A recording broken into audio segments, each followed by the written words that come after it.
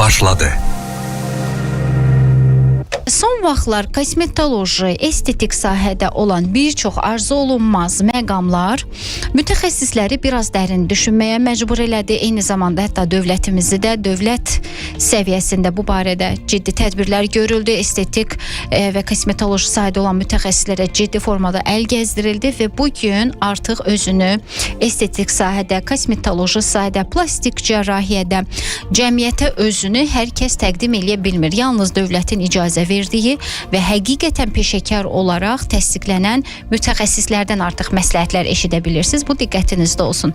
Elə həmin mütəxəssislərdən biri də bugün studiyamızın qonağıdır və bizimlə həm söhbət olacaq. Deməli, bugün bizim qonağımız Kepro Estetik'in bir qol olan Skin Code klinikasının həkim kosmetologu, anti-age mütəxəssisi Məsmə Abbaszadədir. Məsmə xanım, xoş gəldiniz. Salam, hər kəsə çox sağ olun dəvətiniz üçün. Hər vaxtınız xeyir olsun.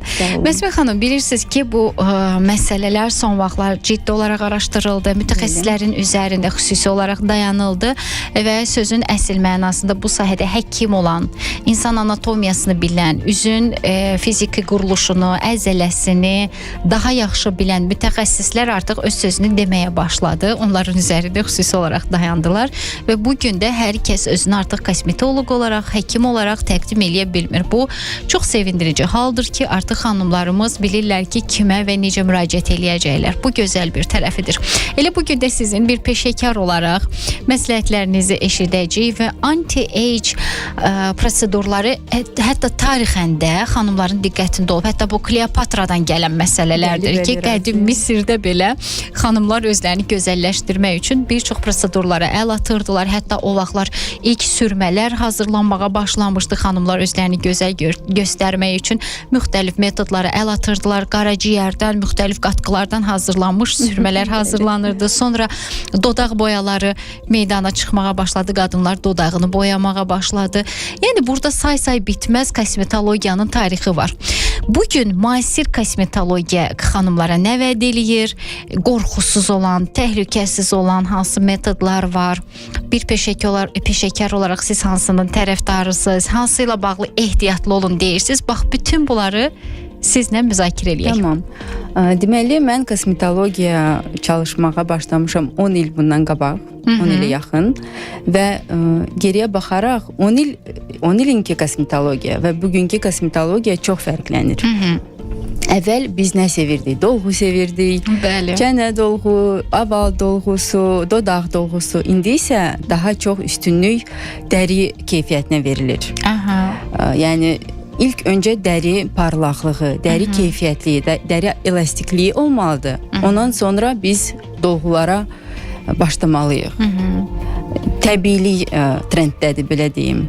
Ona görə də həqiqətən vaxtilə sürətlə özünü göstərməyə başlayan dolğular sürətlə cərrahlara müraciət edib geri alınmağa başladı. Hətta xanımlarımız şişkinlik verir. Bəli, çox eybəcər görüntü verirdi xanımlara. Hətta nəinki eybəcərlik, hətta dəhşətli görüntülərə gətirib çıxardı. Dərinin sallanması, dolğunun orada özünü yer tuta bilməməsi çox dəhşətli bir nəticələr oldu. Şükürlər olsun ki, bugün xanımlar dolğunun yaxşı olmadığını bilirlər. Amma burada hətta bəzən xanımları çaşdırırlar da təbii dolğu deyib.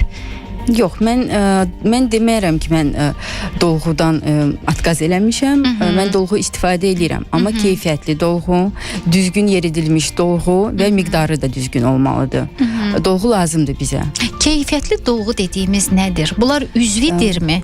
Sertifikasiya alınmış dolğu, tanınmış bir kampaniya olmalıdır. Çünki onlar bütün prosesləri yoxlayırlar. Hər şeyi isledvaniya eləyirlər. Sınaqdan keçirilmiş maddələr belə deyək. Mən istəyirəm, mən Ukraynada bitirmişəm təhsilimi və 3 ildir ki, Azərbaycanda çalışacağam ki, yaxşı danışım Azərbaycan dilimizdən. Doktor, əslində həqiqətən də bu tanınmış şirkətlər deyirik də, amma xanımlarımız bilmir axı ki, məsələn, onlara tətbiq olunan hansı şirkətlərdir. Düzdür, biz bu şirkətlərin adını çəkə bilmərik burada, amma xanımlar özlərini necə sığortalaya bilər ki, qeyri-peşəkar dolğulardan istifadə eləməsinlər, fəsad görməsinlər? Dolğunun üstündə stiker olur mütləq. Dolğunun tarixinə baxmaq lazımdır. Əslində araşdırmaq da lazımdır. İlk öncə doktora getməmişdən qabaq araşdırmaq lazımdır. İnternetdə indi bütün hər şey var. Oxumaq, maraqlanmaq lazımdır. Bəli. Müraciət etməzdən öncə deməli xanımlar sözün əsl mənasında axtarışa çıxmalı olurlar. Mütləq. Əslində bunu deməkdə bir fayda var. Çünki xanımlarımız təəssüflər olsun ki, məsələn görürsüz, göz tozu ilə qarşılaşırlar, nə bilim sallanmalar olur, ciddi dəri qaçmaları hiss eləyirlər üstdə. Bəli, çox ciddi fəsadlar, hətta çürümələrə qədər fəsadlar ola bilir. Ona görə də xanımlar bu məsələ ilə bağlı diqqətli olun.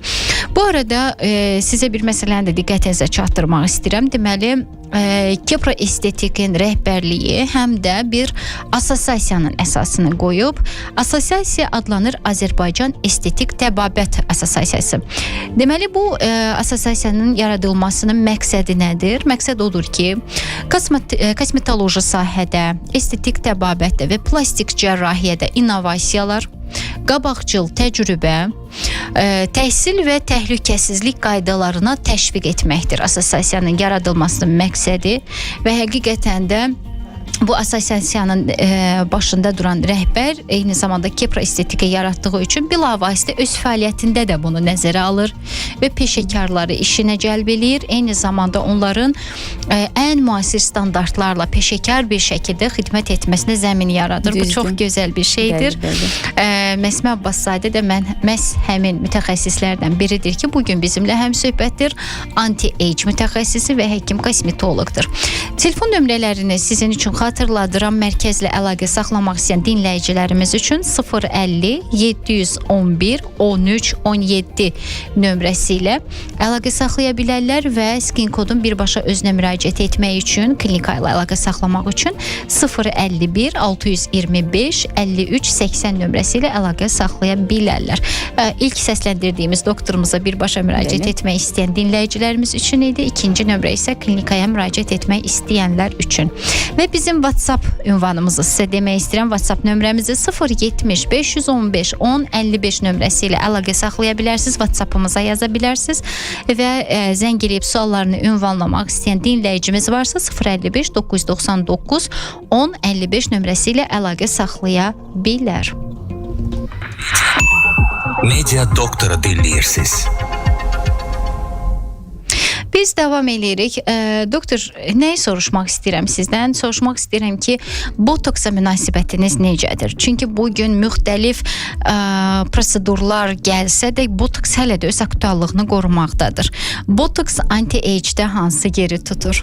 Mənim fikrimcə botoks birinci yeri tutur. Botoks həmişə aktual olub, indi də aktualdır və olacaq. Çünki botoks ilk öncə başlayıb işlətmək həkimlər, başqa oftalmoloqlar, nevroloqlar, özdə onlar istifadə elədiyi dozalar daha üstündür, nəinki biz kosmetologiyada istifadə edirik. Ona görə də çox təhlükəsiz bir preparatdır və effektivdir. Və botoksu etmək üçün gözləmək lazım deyil ki, qırışlar baş versin, dərinləşsin qırışlar. Çünki ondan sonra botoks kömək etmir. Botoks daha çox profilaktika bir preparatıdır və artıq 25 ildən yaşdan sonra müraciət edə bilərsiniz. Даже olur ki, qırışlar daha tez baş verir.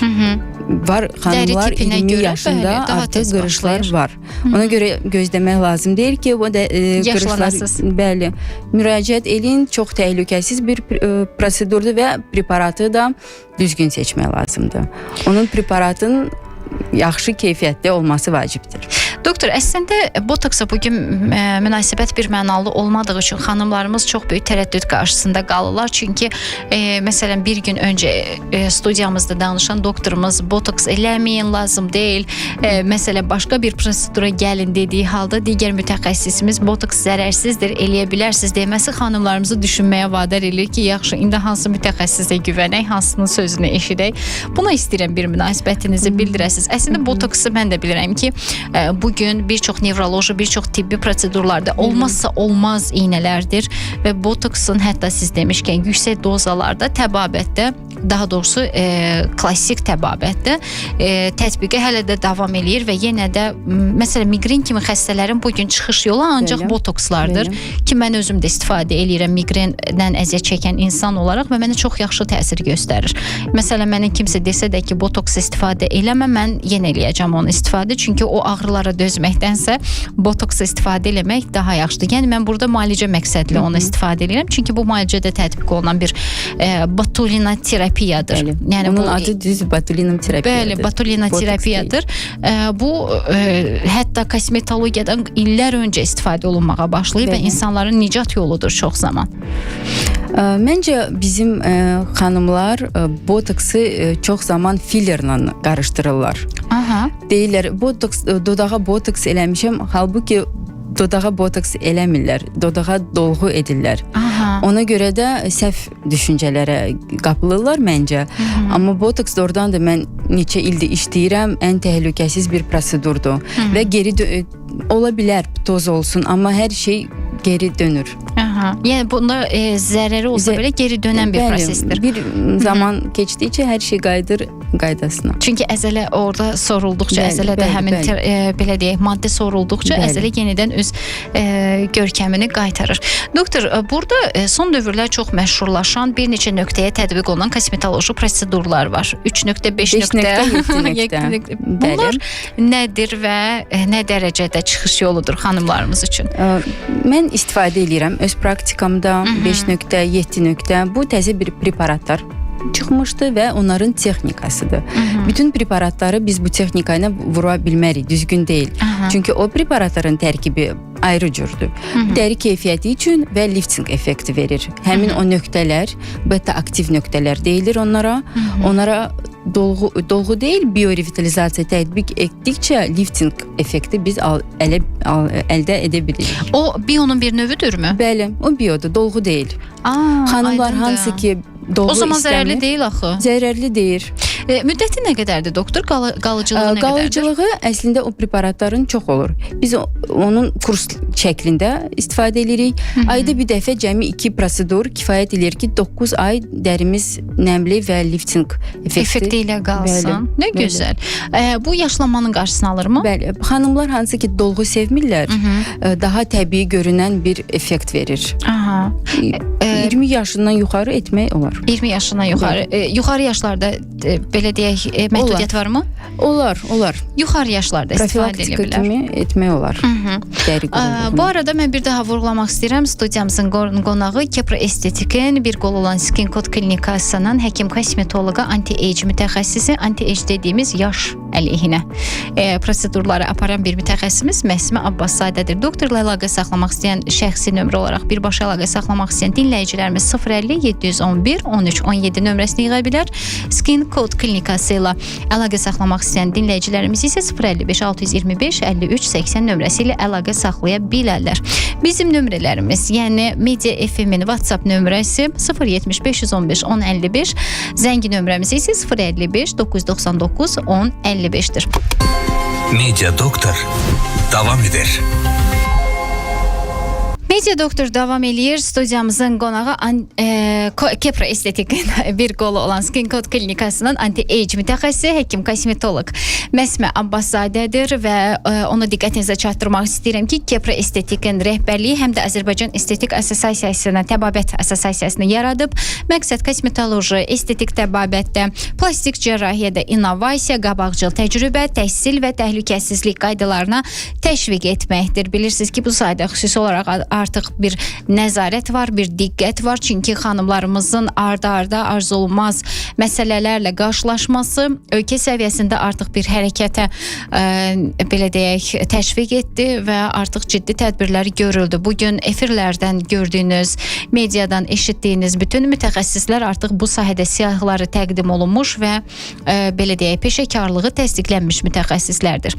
Doktorla əlaqə saxlamaq istəyən dinləyicimiz 050 711 13 17, Skin Code klinikası ilə əlaqə saxlamaq istəyən dinləyicimiz isə 051 625 53 80 nömrəsini yığa bilər. Bizimlə əlaqə saxlamaq istəyən dinləyicilərimiz üçün WhatsApp nömrəmiz 070 515 1055-dir. Zəng nömrəmiz isə 055 999 1055-dir. Doktor, bugün trenddə olan prosedurlar hansılardır? Hansı prosedurlar xanımlarımız üçün daha aktualdır? Dediyim kimi dolğulardan daha az istifadə etməyə başlamışıq. İndi daha aktual mənim fikrimcə aparat kosmetologiyadır. Cihazlarla işləmək. Bəli. Bu ola bilər IPL cihazları, fotocavanlaşma cihazları, hansı ki ləkələri aradan qaldırır, pigmentasiyanı, rozasiyanı müalicə edir və Morpheus aparatı RF mikroiynəli RF-dir. Dərinin keyfiyyətini yaxşılaşdırır, toxumaları yığır, məsəmələri yığır. SMAS preparatları dərini, sallanmış dərini yığır və saplar aktualdır. Saplar indi daha çox modifikasiya keçib və tərkibi polisüd turşusundan ola bilər, gyaluron turşusu hətta olur tərkibində, sadəcə lifting vermir və dərinin keyfiyyətini də yaxşılaşdırır. Doktor, vaxtilə saplardan mən də istifadə eləmişəm. Bunlar müddətlidirmi, yoxsa bunlar... Yox, sovrulan saplardır. Neçə müddət qalır onlar? 2 ilə yaxın effektini göstərir, amma 1 ilə sovrulur. 1 ilə sovrulur, 2 ilə öncəsində biraz fərqli olur insanın duyğusu, həssaslıq olur biraz, amma sonra keçir. İndiki saplar çox gözəl nəticə verir. Reabilitasiyada dövrüsü çox az olur. Doktor, vaxtilə bunlara qızıl saplar və s. deyib xanımlara təqdim eləyirdilər. İndi necə? Onlar deyil. İndi onlar deyil. Sizin dediyiniz başqa tərkibli saplardır. Tam sovrulan saplardır. Çox maraqlıdır. Doktor, bugün belə deyək, cihaz kosmetologiyasında dediyimiz o bir neçə cihazın ki adını çəkdiniz. Məsələn, xanımlarda problemlər müxtəlif olur. Məsələn, dərinin solğunluğundan əziyyət çəkən xanımlarımız olur, günəş ləkələrindən əziyyət çəkənlər olur, ya da məsamələ üz olur, ya da sivilcə izlərindən əziyyət çəkən xanımlarımız var. Yəni, var da var, müxtəlifdir proseslər. Ya da ki, bəzi arzu olunmaz, məsələn, yanıq ləkələri olur və s. olur. Nə dərəcədə onlara və kimlərə daha çox siz kömək eləyə bilirsiniz və artıq o qrupa deyirsiniz ki, məsələn, siz bizlik deyilsiniz, plastik cərrahiyə müraciət eləyin ya da daha ağır prosedurlara müraciət eləyin. Siz saydığınız problemlər, məsamələr, günəş ləkələri, sızanaq ləkələri, bunların hamısına IPL çox gözəl təsir edir. Cərrah yanına biz nə vaxt göndəririk? Göz qapaların sallanmasında, üzün aşağı tərəfinin çox dərəcədə toz olanda biz kömək edə bilmirik. Xanımlar qaşları çox aşağı olanda kosmetologiya təəssüf ki, burada kömək edə bilmir. Biz göndəririk cərrahın yanına. Amma sadaladığım hər bir prosesdə yanaşmanız var. Məsələn, dodaq çərçivəsində problem olan xanımlarımıza necə kömək eləyə bilirsiniz? Dodaq nə deyirsiniz? Məsələn, çox kiçikdir dodaqları. Dolğu, çox gözəl təbii dolğular mütləq biopolimer olmaz qətiyyən istifadə etmək, çünki çox fəsadları indi görürük. Əvvəl bilmirdilər xanımlar, eləyirdilər. Azərbaycanda mən çox rast gəlirəm, mənim yanıma da gələn xanımlar da olur. Onu tövsiyə etmirəm, ancaq təbii dolğu. Doktor, təbii dolğunun müddəti nə qədərdir? Təbii dolğu orqanizmdən asılıdır, amma 1 il... Çünki sovrulma gedir orada. Sovrulma hamıda fərqli gedir, amma 1 ilə yaxın qalır. Doktor, dolğulardan sonra bəzi məsələləri diqqətinə çatdıraq xanımlarımızın ki, məsələn, antibiotik istifadəsidir və s. Baxın, bu kimi məqamlara zəhmət olmasa toxunaq, çünki çox xanımlar bilmir. Bir də burada su içmək nə dərəcədə önəmlidir? Mən su içməyi eşitmişəm, amma bilmirəm. Su içmək dodağı daha dolğun göstərir. Çünki yavrulan turşusu suyu çəkir özünə, bəli, düzdür. Maraqlıdır. Amma dolğudan sonra... Bizim kimi o da su içir. Stomatoloqun yanına 2 həftə getmək olmaz. Banya, sauna, isti prosedurlar etmək olmaz.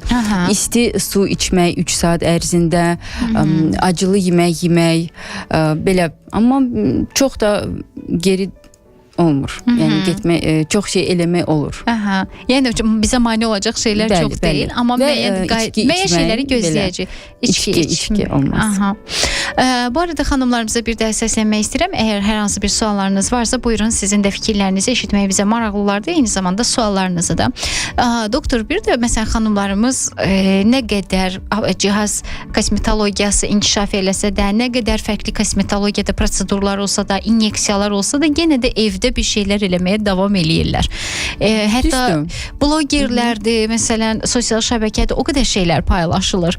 Yəni bunlara nə dərəcə, nə formada yanaşırsınız? Həqiqətən bir effekti olurmu? Xanımlara bir gözəlliklərini gözəllik qatırmı? Məncə balans olmalıdır. Mənim fikrimcə həm ev qulluğu çox vacibdir, həm prosedurlar vacibdir. Biz prosedurları eləsək və evdə xanım üzünə qulluq etmirsə, bizim prosedurların effekti çox az olur. Ona görə mən bütün pasientlərimə deyirəm, sizinlə yanaşı özləri də qulluq eləməlidir. Mütləq şəkildə, mütləq. Kolleqalarımdan birinin zarafatını xatırladım. Həmişə ötüb keçib deyirdi ki, kimsə məsələn belə üzünə bir xiyar maskası eləyəndə, nə bilim hər hansı bir çiyələkdən özünə skrab düzəldəndə həmişə deyirdi ki, Allah gözəllik verməyibsə, xiyardan nə istəyirsiniz? Siz demək istəyirsiniz evdə hazırlanmış maskalar. Bəli, yox, bəli. Mən ona qarşıyam. Ona qarşısınız. Niyə?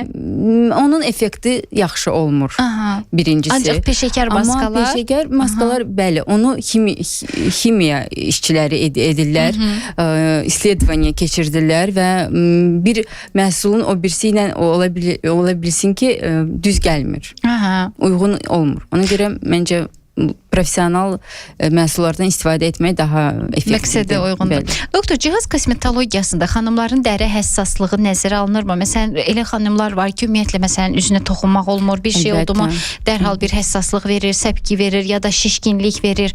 Həmin xanımlar istifadə eləyirmi bu prosedurlardan?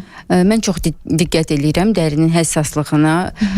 Mən çistka proseduru da edirəm və bizdə ən çox par istifadə olunur buxaqla, məsələləri açılırlar.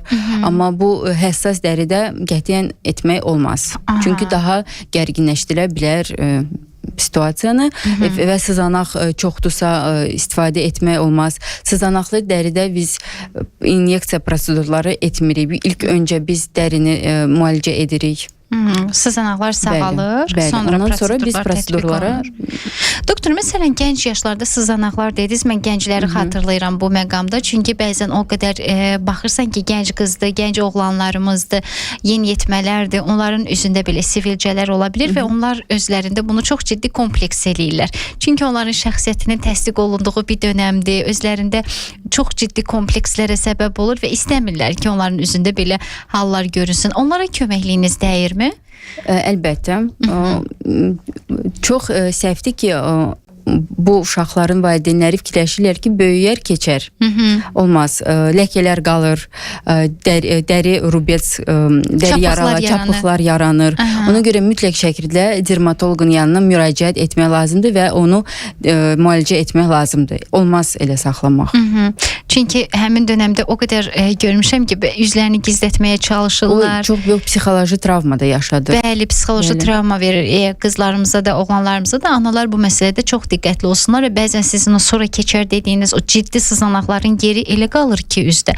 Hətta çox ciddi prosedurlara səbəb olur ki, onlar o çapıqları sonra aradan qaldırsınlar, hətta qalxmır da bəzilərində. Çapıqlar tam getmir. Bəli, ömür boyu demək olar ki, üzdə qalır və sadəcə kosmetoloqlarımız müəyyən səviyyə qədər onlara kömək eləyə bilirlər ki, o dərinləşməni götürsünlər və niyə bu yerə gedib çıxsın axı? Başdan əgər bunun müalicəsi varsa, bir həkim köməyi dəyərsə onlara, niyə də gözləyək bu yerə qədər?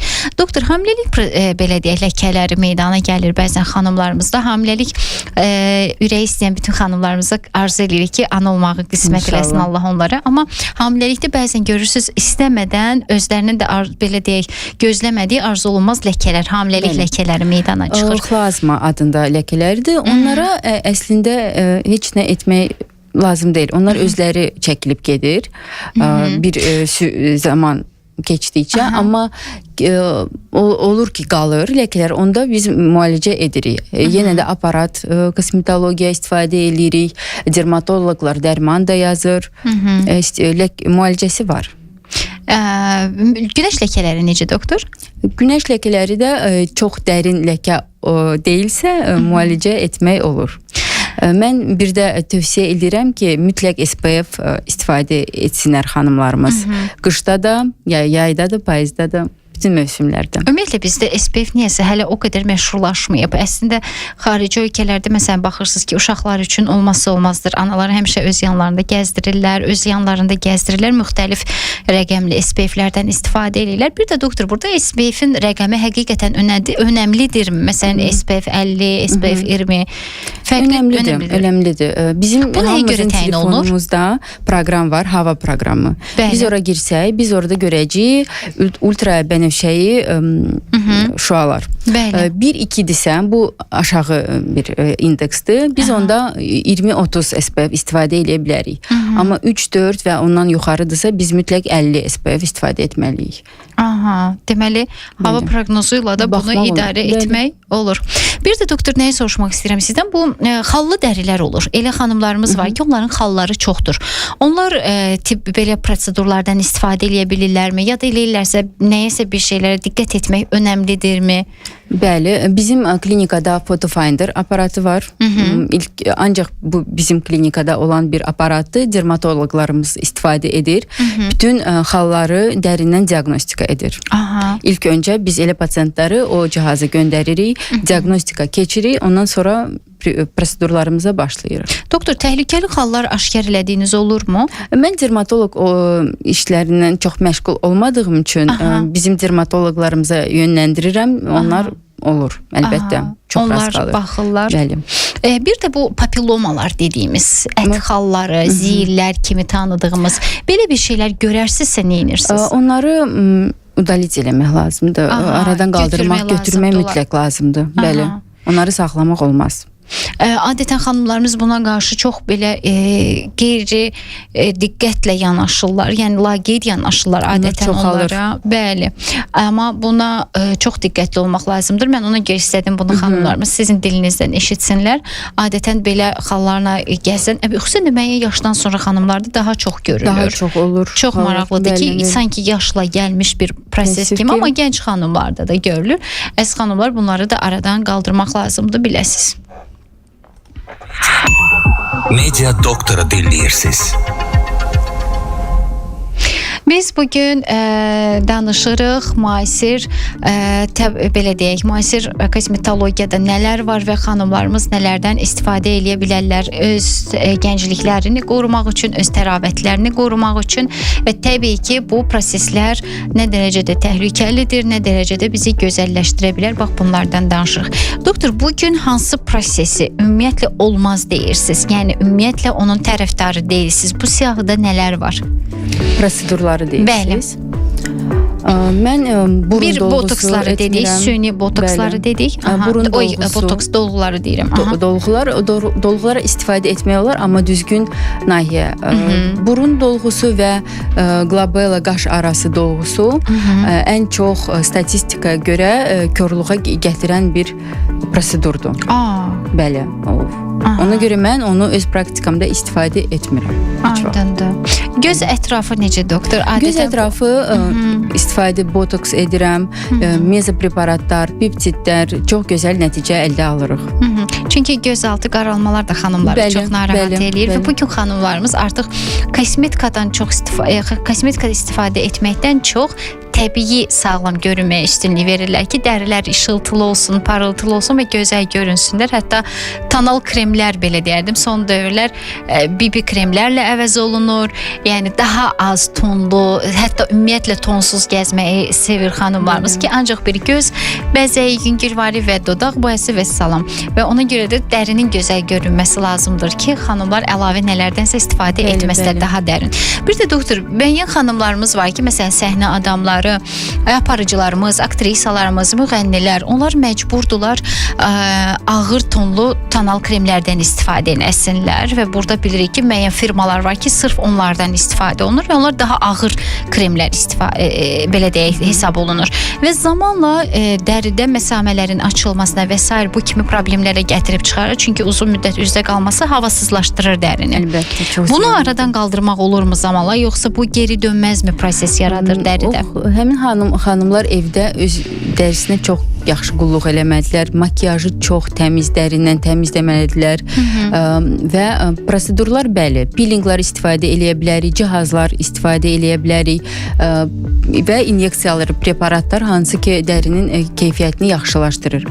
Biz 20 yaşımızdan sonra artıq elastin və kollagen itirməyə başlayırıq. Ona görə artıq 20 yaşdan sonra müalicəyə başlamaq olar. Peşəkar qulluq başlamalıdır. Bəli, bir də doktor, məsələn 35 plus, 40 plus, belə deyək, 35 üzəri, 40 üzəri, 50 üzəri kremlər də var. Müxtəlif firmalardan. Bunlar nə dərəcədə effektivdir gözəllikdə? Məncə bu marketinqdir. Biz mağazaya gələndə, onu görəndə, aha bu 25 plus, biz daha tez onu alarıq. Nəinki biz tərkibinə baxarıq. Tərkib ən əsasdır. Tərkibə baxanda o kremlərin tərkibi eyni olur.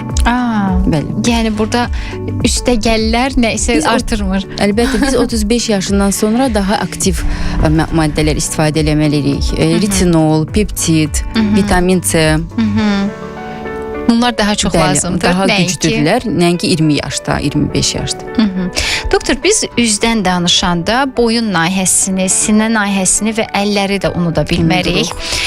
Biz adətən uzaqbaşı bir üz nahiyəsini düşünürük, amma belə deyil. Çünki bu zamanla yaşlanma boyunda da, sinədə də görünməyə başlayır və o nahiyələr üçün nələr nəzərdə tutulur?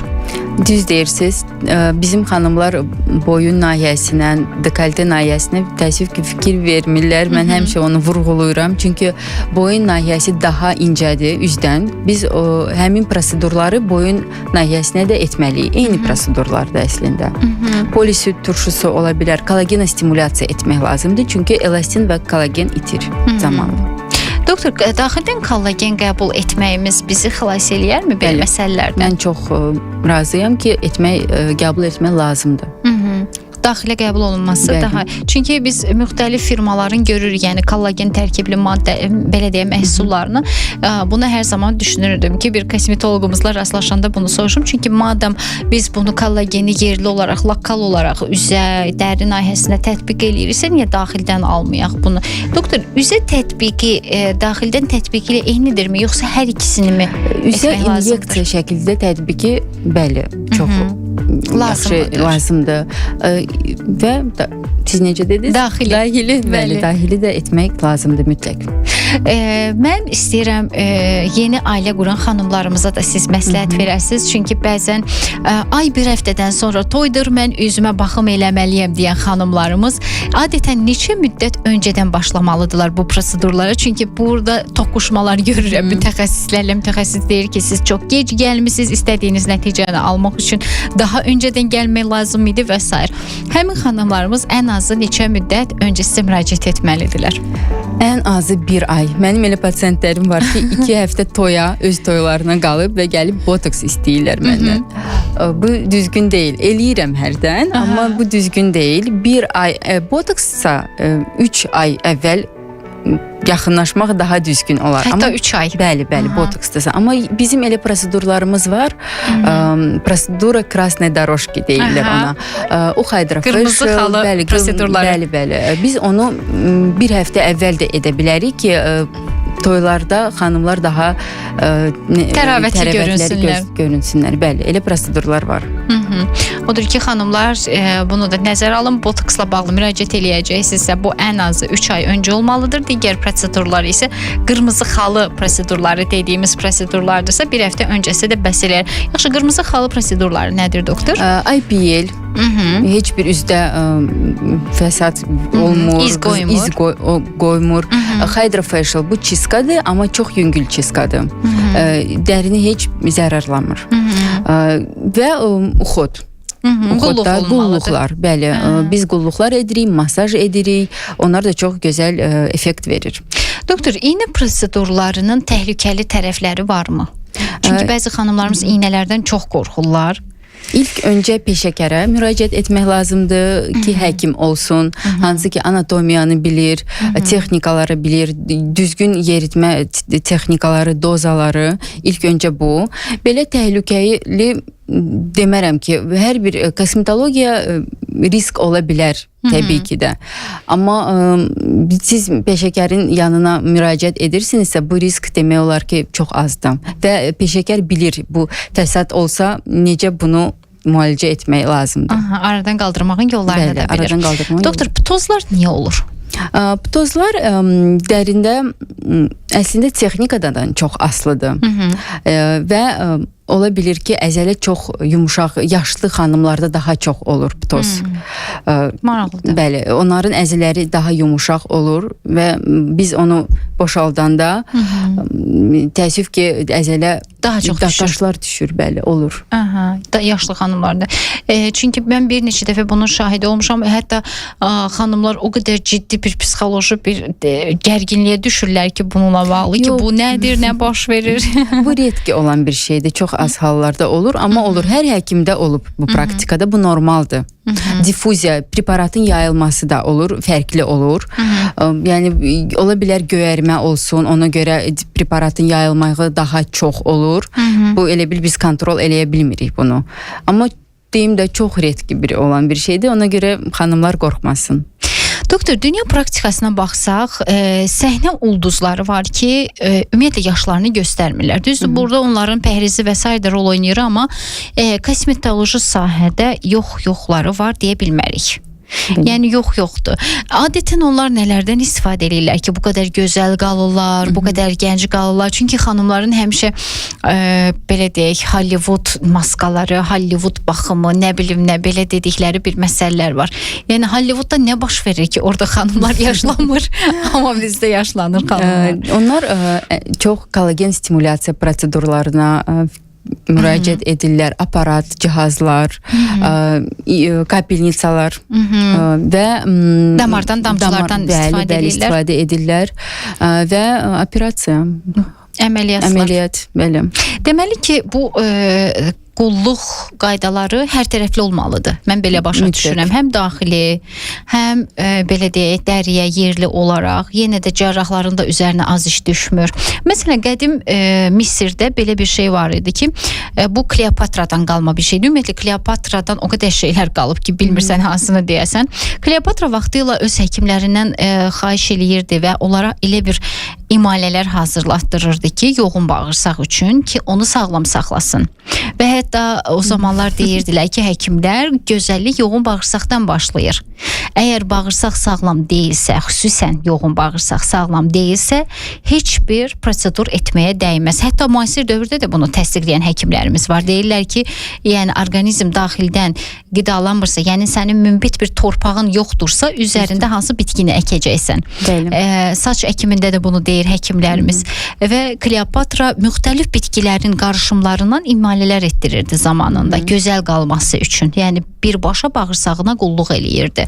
Ancaq bugün bilmirəm, yəni bu dərəcə aktualdırmı, yəni daxili qulluq, həkimlərimiz bu qədər diqqət çəkirmi ki, məsələn, sənin qaraciyərin sağlam deyilsə, hansı gözəllikdən danışırsan, mədəndə, bağırsağında bir problem varsa, yəni hansı bir qurd xəstəliyindən əziyyət çəkirsənsə, ya da suyu düz əməlli içmirsənsə, hansı gözəllikdən danışırsan? Bəli, mən çox razıyam bununla. İlk öncə pasient yanıma gələndə mən soruşuram həmişə defisitləriniz varmı? Analizləri soruşuram. Xanım orqanizmi defisitdədirsə, bizim etdiyimiz prosedura təəssüf ki, faydalı olmur. Bu olsun vitamin D, dəmir, biolog, feritin, bunların hamısı qaydasında olmalıdır ki, biz effekt alaq. Doktor, feritin azlığı ümumiyyətlə demək olar ki, bütün xanımlarda var. Bunu deyə bilərik. Çünki dəmir itkisi hər ay xanımlarda baş verdiyi üçün, yəni deyə bilərik ki, əksər xanımlar bundan əziyyət çəkirlər. Və dəmir azlığı, qan azlığı olan bir xanım hansı gözəllikdən danışa bilər, hansı sağlamlıqdan danışa bilər. Ona görə də davamlı olaraq vitamin balansımıza, mineral balansımıza diqqət eləməliyik. Öncə oradan başlamalıdır qulluq. Yəni üzümüzə hər hansı bir maskanı çəkməklə deyil, üzümüzə hansısa iynəni vurdurmaqla deyil. Çünki bu daxildən gəlməlidir. Orqanizm, dəri bir yerlərdən qidalanmırsa və çox təəssüflər olsun ki, orqanizmin birinci imtina etdiyi orqanlardan biri də elə dəridir. Çünki təbii ki, qaraciyəri, ürəyi yaşatmaq üçün dəridən imtina eləyəcək. Və bu da özünü göstərəcək bizim orqanizmimizdə. Media Doktor davam edir. Bir daha vurğulamaq istəyirəm, bugün bizim qonağımız kimdir? Kepra Estetik'in bir qolu olan Skin Code klinikasının həkim kosmetoloqu anti-age mütəxəssisi Məsmə Abbassadədir qonağımız. Doktorla birbaşa əlaqə saxlamaq istəyən dinləyicilərimiz 050 711 13 17, Skin Code klinikası ilə isə əlaqə saxlamaq üçün 051 625 53 80 nömrəsini yığa bilərsiniz. Kepra Estetik'in rəhbərliyi Azərbaycan Estetik Təbabət Assosiasiyasını da yaradıb. Assosiasiyanın yaradılmasının səbəbi, məqsədi kosmetoloji sahədə, estetik təbabətdə, plastik cərrahiyyədə innovasiyalara, qabaqcıl təcrübə, təhsil və təhlükəsizlik qaydalarına təşviq etməkdir.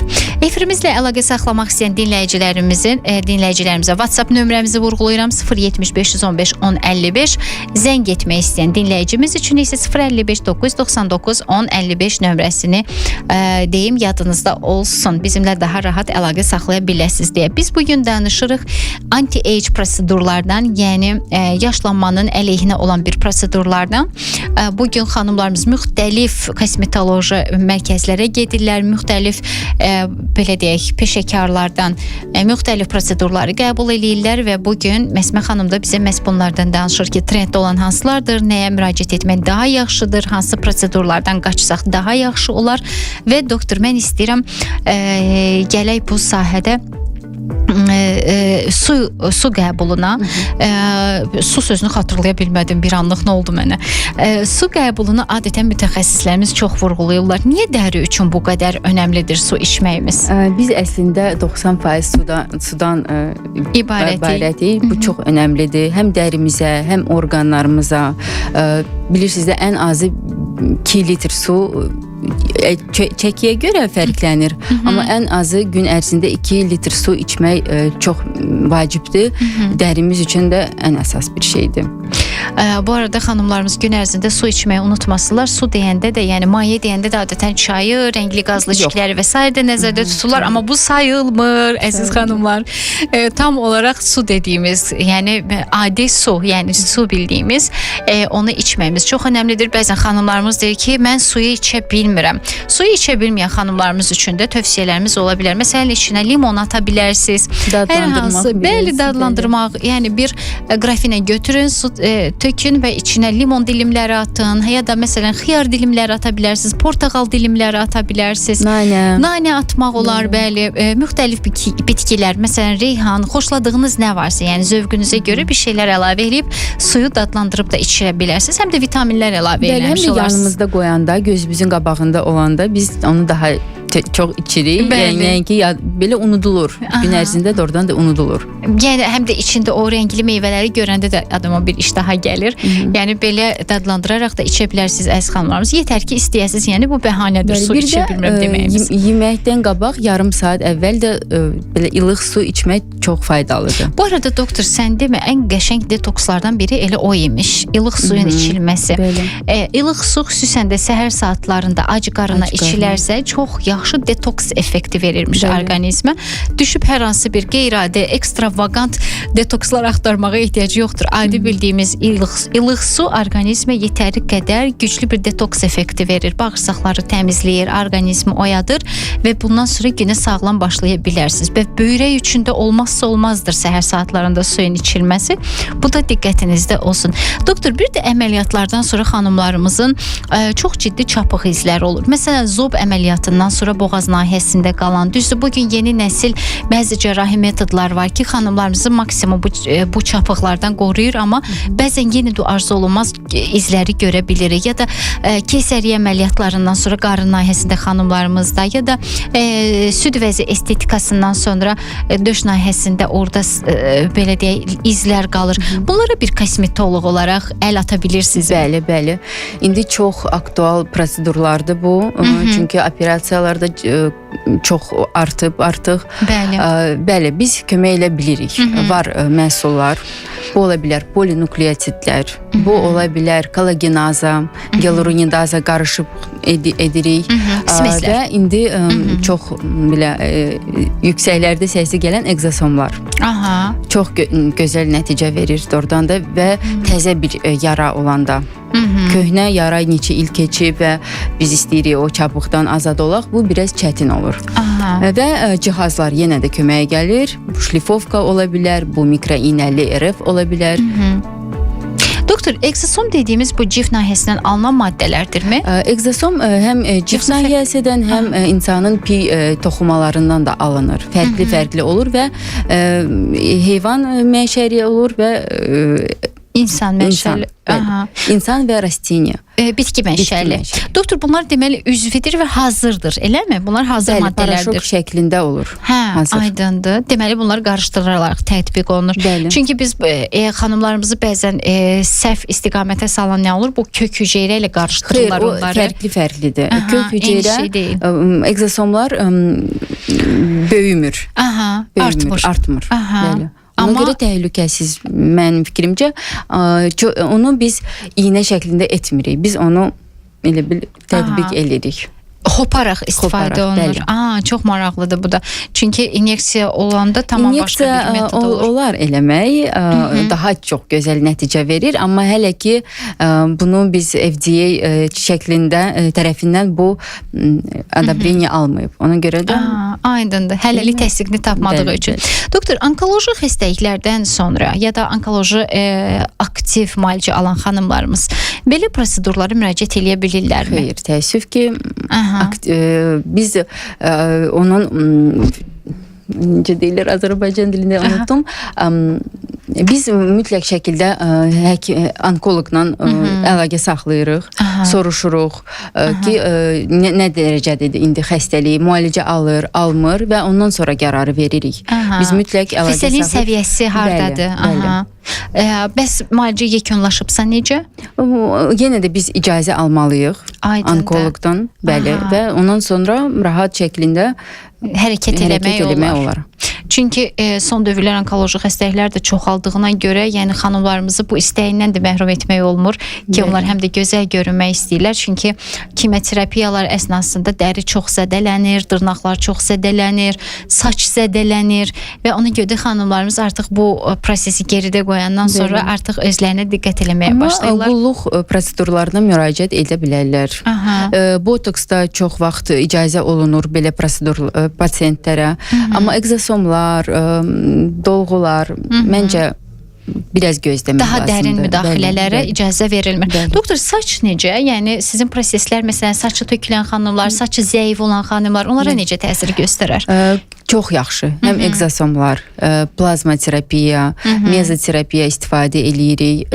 Amma ilk öncə biz defisitləri yenə də yoxlamalıyıq. Çünki biz defisit varsa, onun heç bir təsiri olmur saça.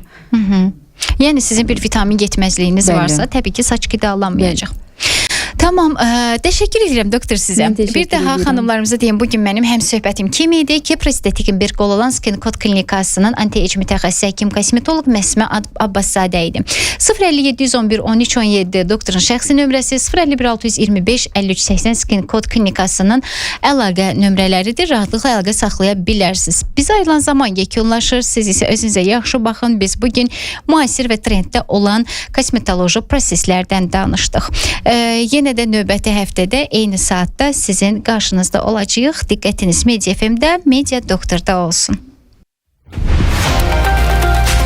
Media Doktor sona çatdı.